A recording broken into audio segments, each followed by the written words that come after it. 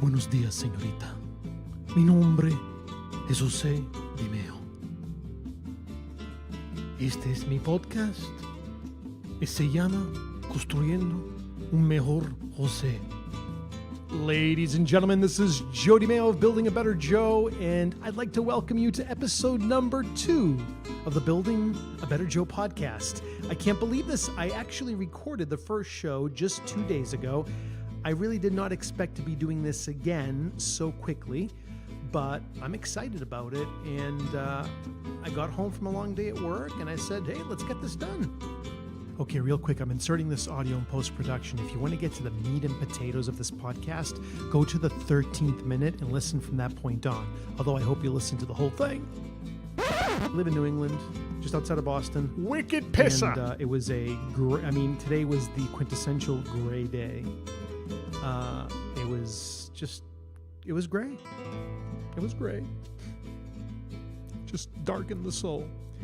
But anyways, the good thing was that we had snow, but we only had like 0.000375232956 inches of snow. Anyways, I need to put the guitar down now and the percussion. Let us breathe together. We are going to decompress as we listen to this beautiful music. Building a Better Jose begins right now. How do you like them apples? Pause. Hey, now we're talking. Now we got to shift over down south. This kind of music's good. You know, it's a little different, but it's good. It's good. My name is Joe DiMeo. Those Italians, I'm not sure how they pronounce their names, but I'm DiMeo. The mustard, the relish, the ketchup, the Worcestershire sauce, and all that good stuff. So as you can see here, I got issues, but don't you worry. Because I'm going to go back to my normal self. Now, what is normal, people? I don't know what normal is. Normal is in the B, is in the B, is in the eye, is in the eye of the beholder. So what's going on, Building a Better Joe Nation? I hope you had a really good day today. No matter what was happening around you, I hope you found strength deep inside you to make it a good day. I'm going to tell you a little technique that I use. Sounds really stupid. I don't know if I read about this at some point. It probably originates from the whole affirmations and all that kind of stuff. But if I wake up in the morning, you know those mornings when you wake up and you're like, I don't even want to get out of bed. I want to stay under the covers. I don't want to talk to anybody.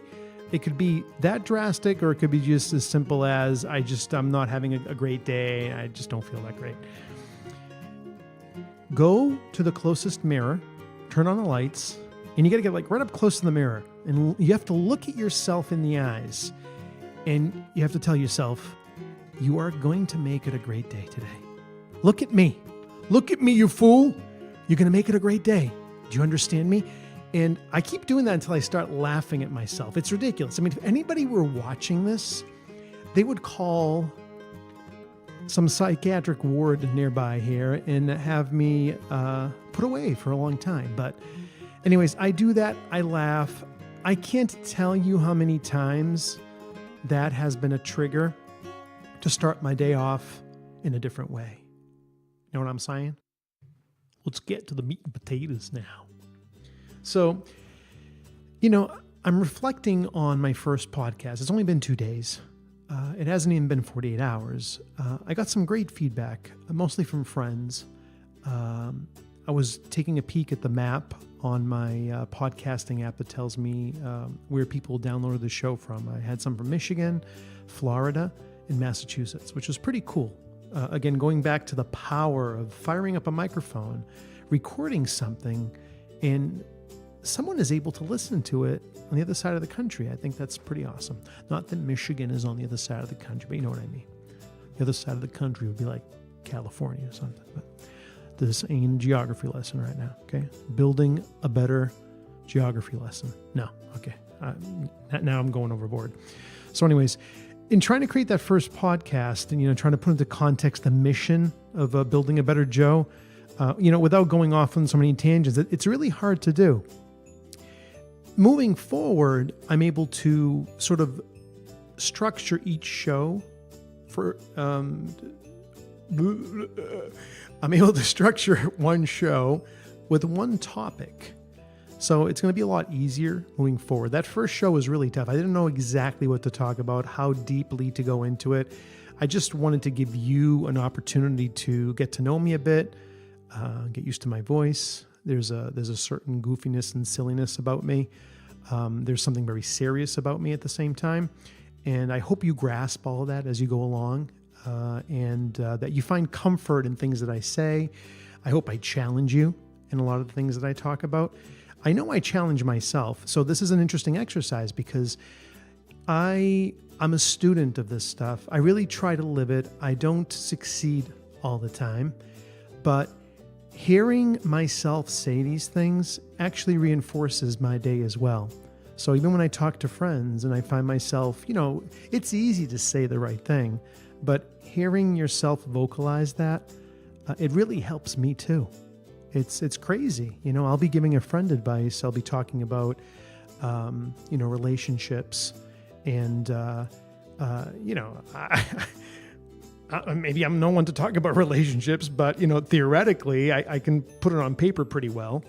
So I'll sort of give some advice, all based on maintaining your integrity and all that. And then I kind of stop and I'm like, I'm glad I said it that way. I think that it was important for my friend to hear it, but I'm hearing it myself. And I'm like, wow, that's, it reinforces it for me. So pretty cool stuff. But anyways, so there's a myriad of topics that we can discuss, and trying to draw a circle around them is simply impossible. So I tried to give you a sense on the first show. And the fact that I'm new at this, and I need to still hone my skills, the skills of brevity and being more succinct and, expanding my mind on a digital platform like this, because I have all the time in the world. I don't have a sponsor. Actually, let's create a sponsor. This show is sponsored by DiMeo Realty Group. Are you looking for somebody to represent you in the purchase or sale of your home? We'll call Joe DiMeo at 781-721-7300. But that's only if you're local to Boston. I can't help you outside of Boston. That was a shameless plug. I had no intention on doing that. I should have had somebody do a voiceover for that one. But anyways, so I don't have any sponsors or commercials to interrupt this. I have an option of having the podcast injected with commercials to make money, but I don't want to do that. I really want this to be something that stays this way. At some point, I do want to monetize, but I got to find a way to do it that's that works for me and it works for my audience. So I'll figure things out. I can't make any promises.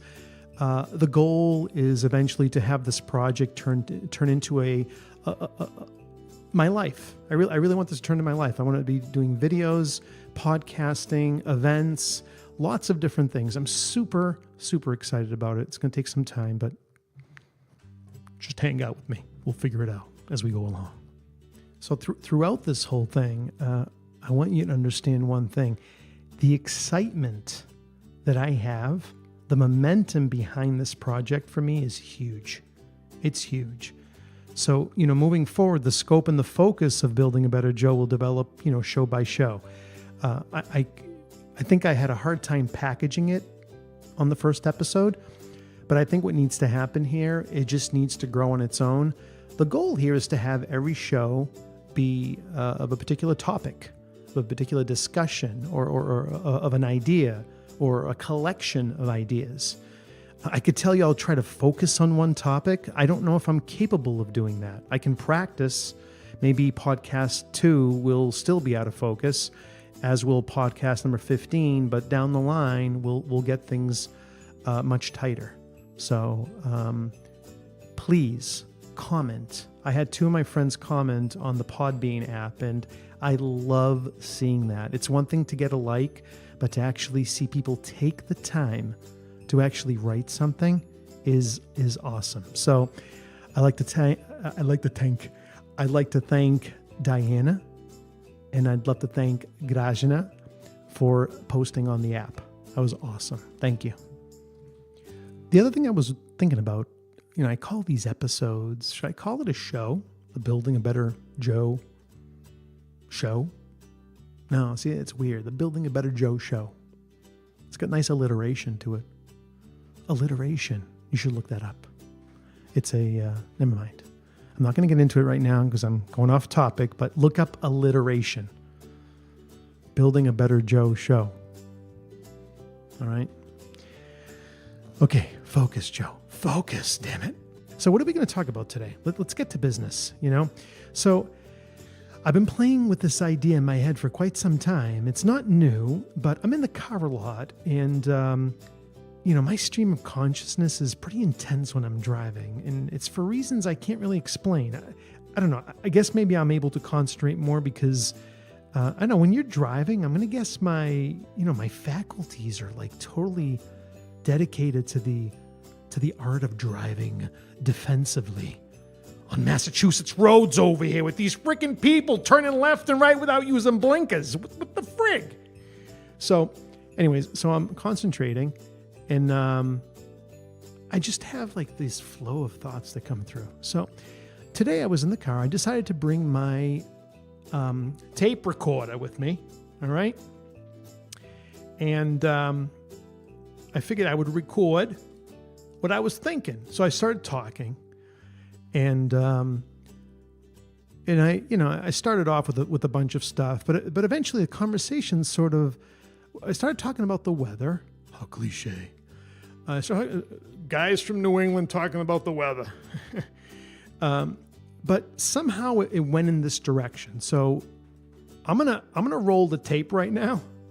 Let's use some old school lingo here. All right, I'm gonna roll the tape, and I was basically talking about the weather. Started making some analogies, and it turned into this. All right, so hold on. Let me cue this up. I'm looking for the tape right now. It's on a cassette. All right. Damn, where did I put it? Damn it. Did I just record over my mixtape? Poison was on this, and Guns N' Roses. Damn it. All right, I think I got it. Hold on. Freaking tape. Okay, we're cued. I'm just giving you a little bit of feel what it used to be like back in the day. Here it comes.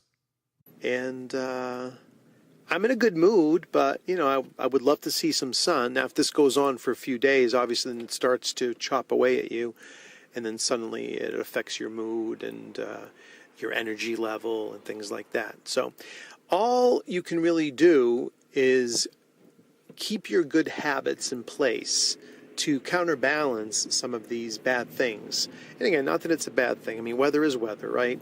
If we keep on looking at things in terms of bad and good, we might fall into a little bit of a trap and start making excuses for why we don't do things. The weather is what it is. I mean, at some point, we're the ones deciding to live in this part of the country. You could decide one day to move somewhere else. You say, I don't want to live here anymore. This doesn't work for me. I am depressed 6 months out of the year. My bones ache from the cold. You have the power to change that, particularly if you're single. Now, mind you, that's easier said than done if you have a family, if you're rooted in a certain place. I've always admired people who have been able to kind of pick up and go. No matter how large the family, it's never really mattered to them if they were close to the core of their family. They've just done it, particularly corporate folks, people who just aspire for the VP type of life where they have to travel and move around to advance their career goals.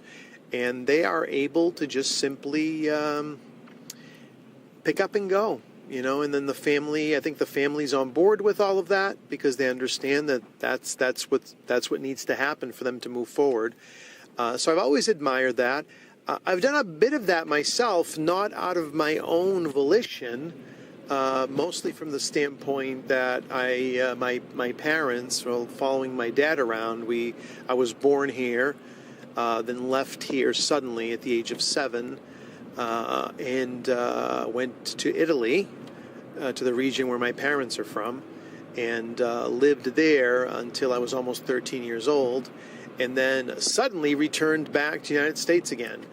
And in retrospect, I look at it as an adult now, and through the eyes of a child, but as an adult right now, and you realize how incredibly resilient kids can be.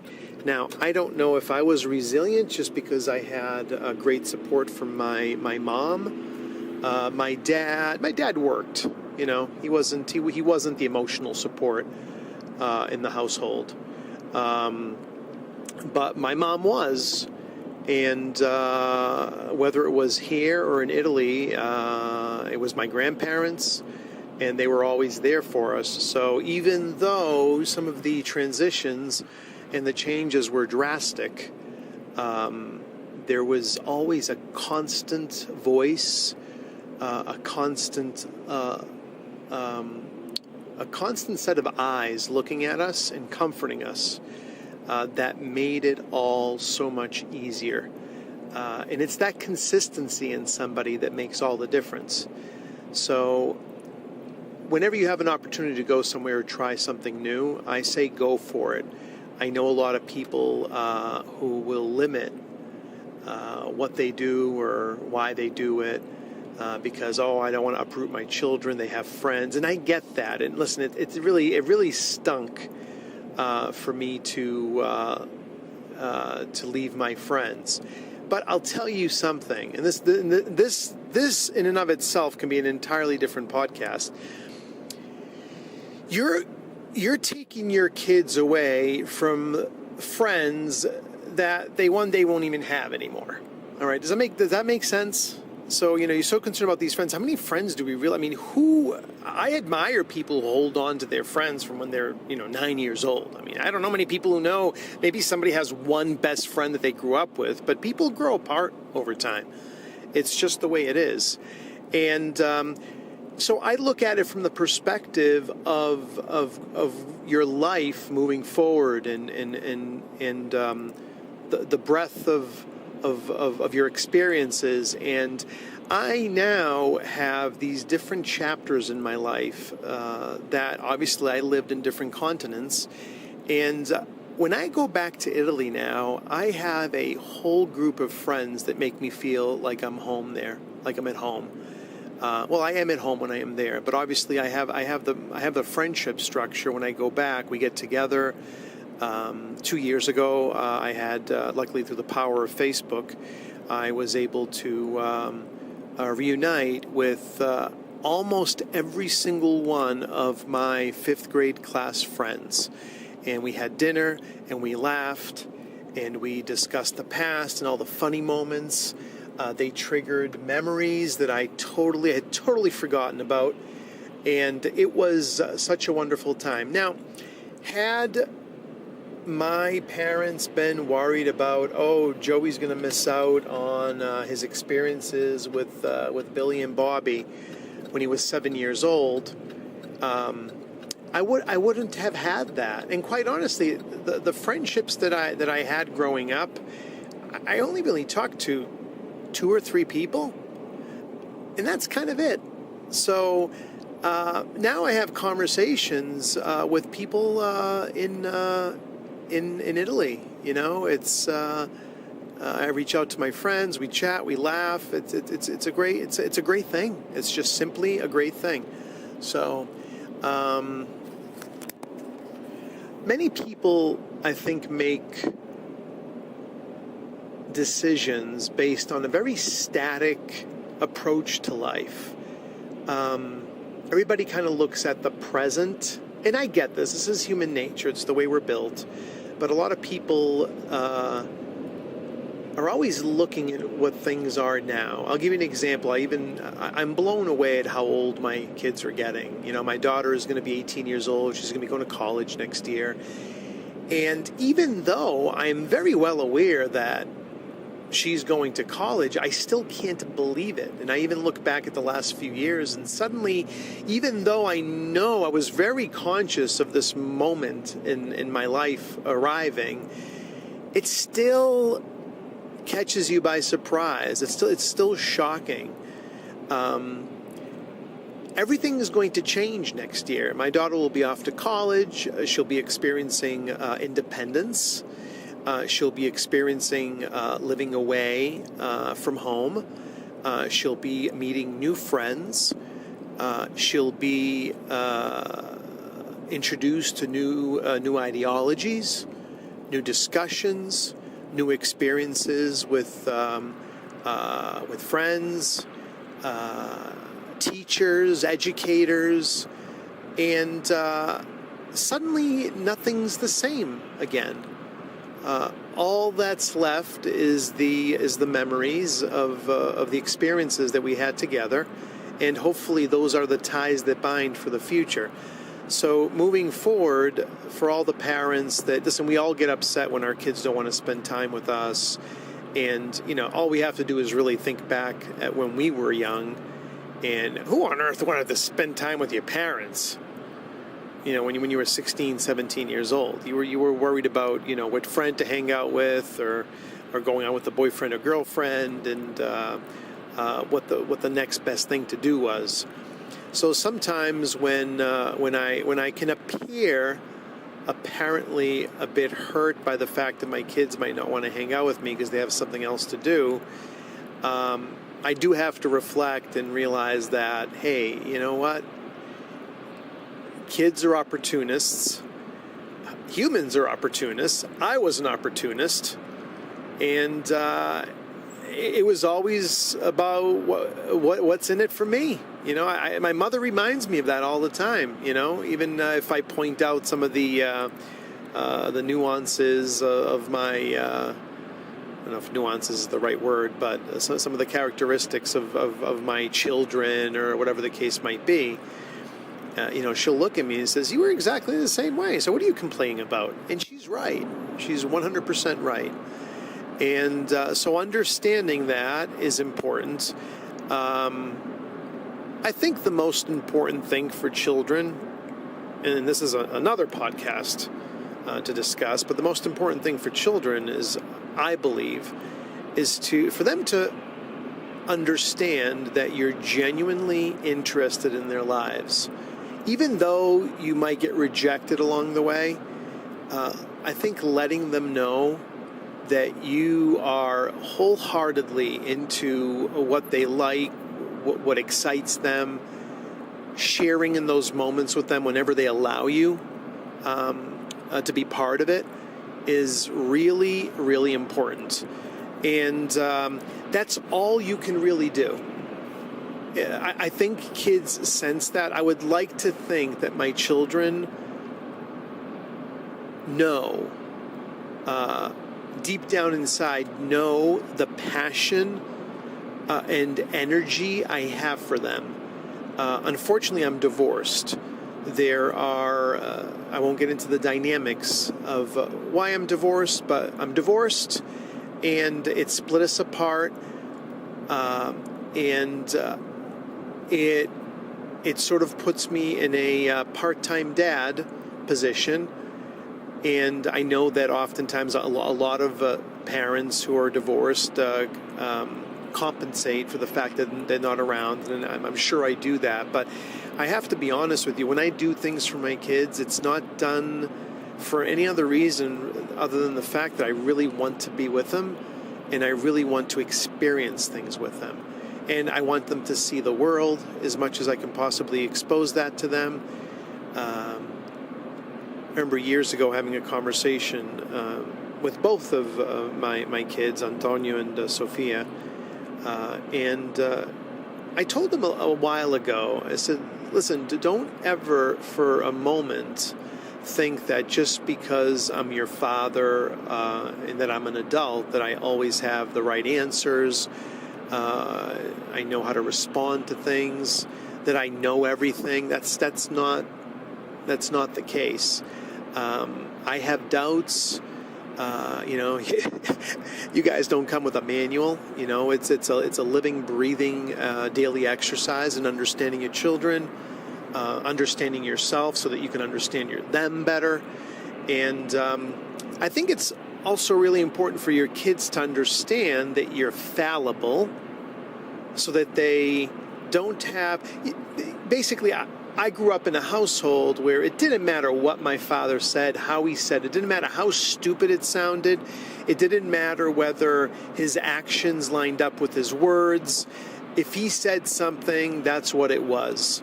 And I think those inconsistencies, seeing those inconsistencies and needing to deal with a person like that, makes you incredulous of them. You know, you don't develop the level of trust in their judgment and what they have to say to you if they are obviously their words and their actions and what they're saying just aren't aligning. All right. And no matter what mood they're in or how they're feeling, you know, I'm right, you're wrong. I'm right because I'm the father. You're wrong because you're the child. I honestly don't agree with that. Now, let's step back for a moment.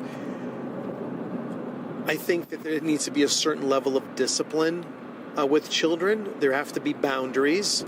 I know that I fail with that a bunch of times. There's no doubt about that. And again, that goes back to the overcompensating. It's one of those things where I don't see my children as much as I want to.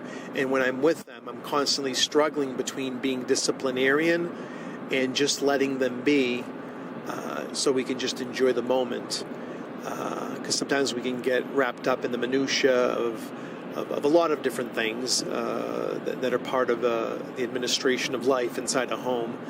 And, you know, they live one type of life in one home, and they live another type of life in my home, in our home. And, you know, there's a contrast there. There's a contrast. So, and I think kids learn by contrast as well. My phone. I have an incoming call, but it says it's a scam, so we're not going to answer that. So, to answer a call. So do you understand what I'm saying? I think all of this stuff is really, really important, and to look into your children's eyes and to explain it to them, and to make them understand that you're fallible, that there's strength in you. You don't want to look like a wimp in front of your children, but they need to understand that you don't always have the answers, and it's okay for a human to laugh. It's okay for a human to cry. It's okay for a father to cry. It's okay to share your emotions, but do it with strength. I think there's a way to cry with strength. There's a way to look at a situation and look and feel vulnerable, but at the same time, do it in a way with your kids so they understand that it's okay, you know? At Christmas, I've had my grandfather and grandmother always used to send us packages when we've been here since 1984. But they were always sending us something, some food or something that you found in Italy but you didn't find here. So for the longest time, I had this package that my grandfather had sent to my mother, and I sort of just it's been in a pristine state. I took out what was inside of it and I repackaged everything, and it looks as close as it does to the day it was sent to my mother. And I had it framed inside a box frame. Well, I did that. I bought it on Amazon. And I gave that to her at Christmas as a gift. And, you know, that little package elicits such a feeling. I remember, you know, going down to the mailbox or having it delivered. And when I gave it to my mom, you know, she got sentimental and broke down. I did too. My eyes got teary-eyed. And the kids watched. And I know a lot of people that would try to hold in the tears or whatever the case is. And of course I was trying to hold in my tears, but it was an emotional moment. It was a moment deeply ingrained in family values and memories and the passion that my brother and I had for my grandparents, who were two of the most amazing people in the world. And it comes through in those moments. It comes through the you know, the oral history, the stories. I think a lot of people don't really know their family. I think a lot of people now, I shouldn't say I'm generalizing, but I'm sure there are people out there that do care, but they don't know a lot of history of their grandparents, of their parents. They just don't care. Everybody's concerned with their life, and they just, move forward, and, whatever was, and I just need to take care of me today. I was very fortunate to grow up with my grandparents. Going back to those decisions, yes, I did leave my my amazing friends as a 7-year-old, but I gained other friends in Italy, and I gained a relationship with my maternal grandparents, which to this day remains one of the most, possibly the single most amazing experience of my life. Okay, hold on one second. I'm interjecting here. I'm listening to the audio. This takes time. I'm actually editing the audio. Well, I'm listening to the fully finished product here before I actually post it to make sure that the everything's in check. And I just reflected on what I said earlier today about that being the single most amazing experience in my life. Yes, it was, but understand one thing. I need to split my life in half or create chapters or 2 different books. There's my life before children and there's my life after children. Yes, my experience with my grandparents was stellar. Having my children was stellar. Those were 2 things that it's impossible for me to put those on a scale. One was in the context of, let's just put my kids aside for a moment. I'm sorry, kids. I'm sorry. I'm just going to push you aside just for 3 seconds. That was my grandparents rocked. Okay. Kids back in the picture. My kids rock. They've rocked since the day they were born. That's all I got to say. My 5 years in Italy, with my grandparents, learning about them, learning about World War II. They were born during World War I, and all the stories, going into the mountains and hearing stories about different places and what happened to my great-grandmother under the Germans. And their hometown was invaded by the Germans, the Nazis, and mined and blown up, and family died, and so many vivid... I would sit there and listen to especially my grandmother. My grandfather wasn't one to talk about it so much. My grandmother talked about a lot of this stuff. And she sat there and she would say things to us that, given today's standards for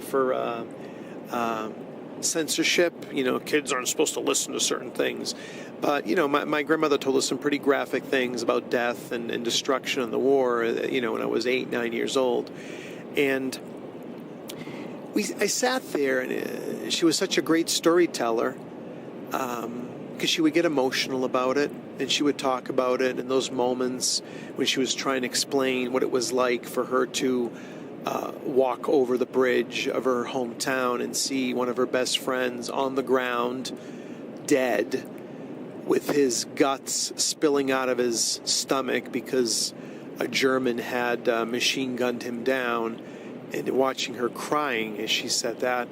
I heard that stuff when I was a little kid, and all those stories painted a picture of what my family went through, what my grandparents went through, what shaped them. Later in life, I started realizing how incredibly amazing it was that they had gone through all of this, all these atrocities and horrible moments in their life. Yet they had 4 children and they lived a full life. And I never ever grew up hearing bad things about the Germans or the Nazis. They basically stated what had happened. And never, ever heard them say anything bad about the Germans. I think we never had this conversation, but I really feel that my grandparents understood that when the Germans came and invaded, a lot of those soldiers were part of something that they needed to follow and do, and that's what they did. Of course, we can get into the nitty gritty of that and understand that there were some soldiers that were absolutely brutal. I to this day I can't even fathom how somebody, a human being, can treat another human being that way. Just look at the history of the Holocaust. That's how do you even begin to explain that? But my grandparents and my grandparents' family went through their own little mini Holocaust. My grandmother died at the hands of my great-grandmother died at the hands of the Germans. She was hit over the head with a rifle butt when they were pulled out of their town to travel 30 kilometers to a different town. I just realized this little detail through online research just a few weeks ago. And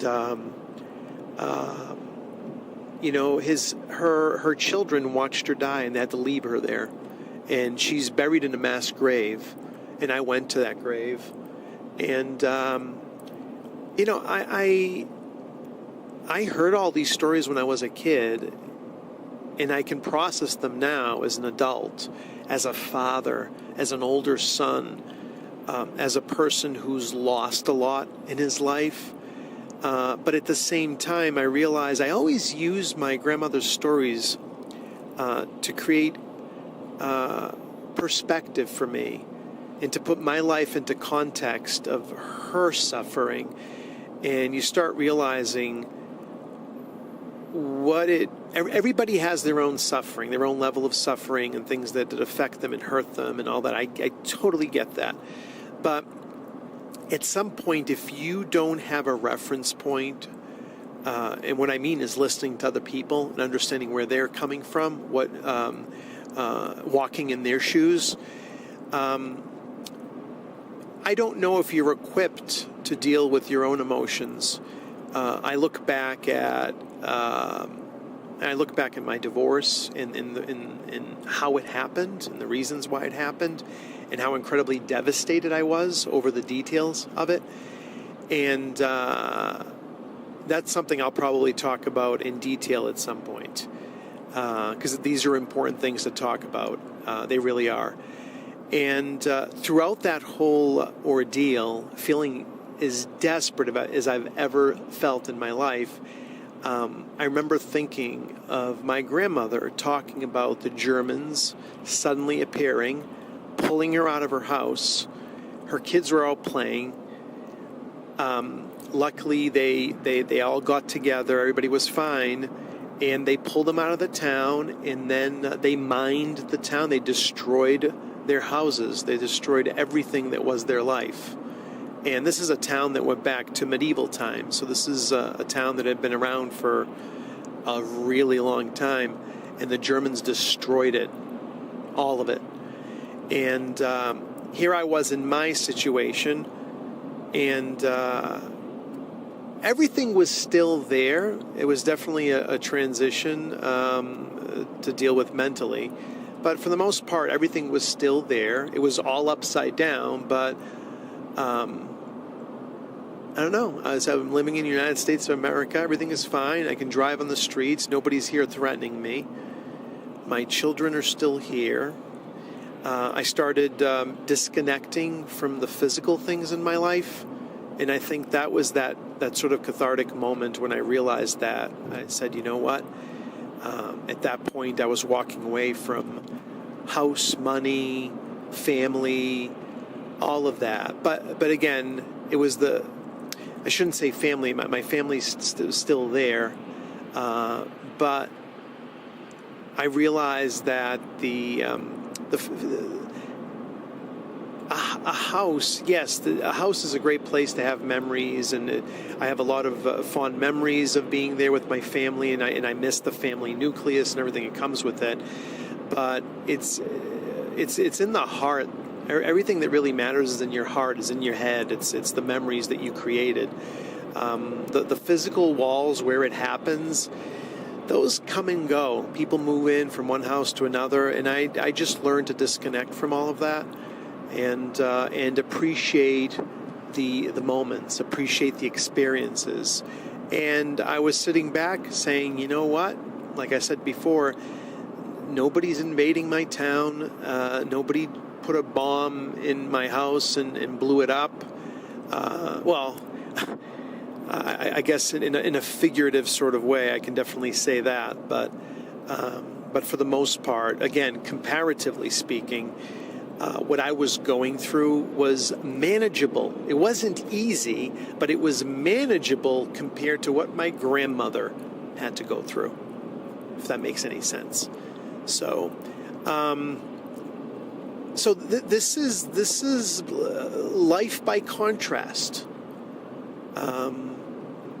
This is life by contrast, you know. And again, but if I had not had the experiences I had with my grandmother, my grandfather, in talking about these things and in listening to them, and mind you, my grandmother would say the same stories to me over and over again. I don't think I ever listened to her and was ever bored or said, "Oh, geez, I've heard this one again." Every time she said it, for some reason, I was very engaged with her. And as a young child, you know, usually kids just want to go play. But I had a connection with her. To this day, I don't think I've ever had a connection like I've had with my grandmother. We had a way of conversing, of having conversations that was unmatchable. And again, I would not have and I say this to you parents who are always concerned about, oh, I can't disrupt my kid from what they're currently in the middle of with friendships or schools. I get that sentiment. But I went through that. But kids are resilient, and you open them up to a whole set of different experiences that can be life-changing. Had the series of events that led us to going back to Italy not happened, I wouldn't even be talking to you right now about this, because my grandparents would have been the people we would have gone to see a few times, I should say a few times a year, but we used to go back fairly regularly during the summertime. But I would have never culturally grown up in Italy. I went to school in Italy. I became Italian. I was there long enough to forget the English language. So I am bicultural, bilingual because of that experience. And I can't ever take that for granted. So sometimes I'm going to call us moving to Italy. It happened under not so great circumstances, but the result of it were amazing circumstances that were created. And I have a bond beyond death with my grandparents. There is not one day, and I truly mean this, there is not one day that goes by where I don't think of my grandmother and grandfather, that I don't utter one of their words or phrases or expressions, particularly with my mother. I never grew up speaking dialect, but I always listened to them. And now I have there's just such a passion and a joy for the sound, the rhythm of dialect.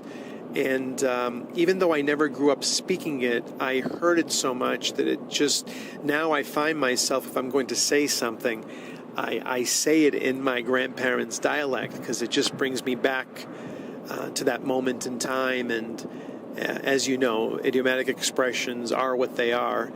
And if you can say something with a certain effect and said in a certain way, it has that much more meaning. And when I communicate with my mother and my brother, even my cousins in Italy, and if we say something the way our grandparents said it, it automatically has that much more of an effect. And it's usually followed by a laugh and a smile, because it elicits amazing memories of growing up. My grandparents were consistent. And I think that's all we can really do in life. Is I think the people that really matter in our life are the ones that are consistent. Doesn't necessarily translate to people who are absolutely 100% awesome. I think just simply being consistent is the baseline for starting something really good with your children. Consistency in thought, consistency in mood for the most part.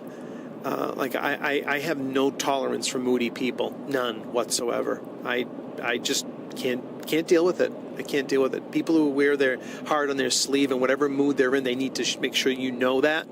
I have no tolerance for that. So I think that level-headedness, consistency, caring, unconditionally, I'm talking totally unconditionally, is really, really important. My kids used to, they always make fun of me. But one of the things they pointed out pretty early on is like, they call me Papa, which is dad in Italian. It says, you'll be totally fine. And then all of a sudden, if you need to yell at us, you will really yell at us. And then you go back to being normal again. So I appreciate that even more than I did when they first told me, because I think that's important. The fact that they recognize that early on, and I'm not saying my way is the way to do it. I'm just happy that somehow they responded the way they did. So basically, life happens. Every once in a while, you have these blips where they need to be reprimanded, they need to be castigated. Oh, that's a good word. Look that up. I talked about that word in another podcast. And I lost my train of thought. They need to be disciplined. I had to pause to collect my thoughts. They need to be disciplined, and there's a moment in time to do that. So you take that moment, and sometimes it's explosive. You say what you have to say. You say it with effect, and then you would hope that works, and you go back to normal again. I think maintaining that level of piss-offedness is that's a horrible non-word to use, but just maintaining that level over and over, I think it's ineffective. But that's kind of it. So, anyways, as you can see, this podcast can go in so many different directions, and ultimately we're just reflecting on life, changes in our lives. And, particularly when it comes to our children, especially if you're a parent out there, understanding how incredibly resilient your children are, and how